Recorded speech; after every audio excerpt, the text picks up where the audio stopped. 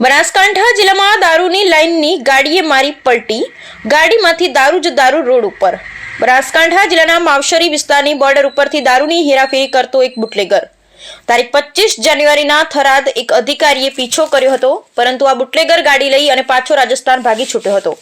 અંતે બુટલેગર રાજસ્થાનમાં ઘૂસી ગયો હતો। બુટલેગરના કમનસીબે આજે ફરી ગાડી લઈને નીકળતા અંતે ભાબર પાસે ગાડી પલટી મારી ગઈ હતી। સળગતો સવાલ એ કે માવશરી પોલીસ ચોકી બોર્ડર ઉપર જ છે તો દારૂ કઈ રીતે નીકળ્યો? માવશરીથી નીકળ્યો, વાવ આવ્યો, વાવથી નીકળ્યો અને સુઈગામથી ભાબરના રૂની પહોંચ્યો। 4 પોલીસ સ્ટેશનની હદમાંથી દારૂ નીકળ્યો। કમનસીબે ગાડીએ પલટી મારી। બુટલેગરનું પાપ છાપરે પડીને પોકાર્યું। અંતે ભાબર સુઈગામ નેશનલ હાઈવે ઉપર દારૂ ભરેલ ગાડીએ પલટી મારી।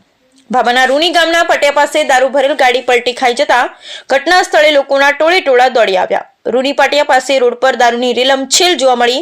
દારૂની ગાડી પલટી ખાતા ઘટના સ્થળે પોલીસ દોડી આવી હતી। દારૂ ભરેલ ગાડી પલટી મારતા કાચની બોટલો ફૂટી। રાજસ્થાનમાંથી ગુજરાતમાં દારૂ ઘુસાડવા બુટલેગરો બન્યા બેફામ। વાવ, માવશરી, સુઈગામ, ભાબર પોલીસના નાક નીચેથી દારૂ નીકળ્યો હોવાનું અનુમાન। જોકે ગાડી કઈ રીતે બેકાબુ બની, અકસ્માત સર્જ્યો જેને લઈ કારણ અકબંધ। Bureau report.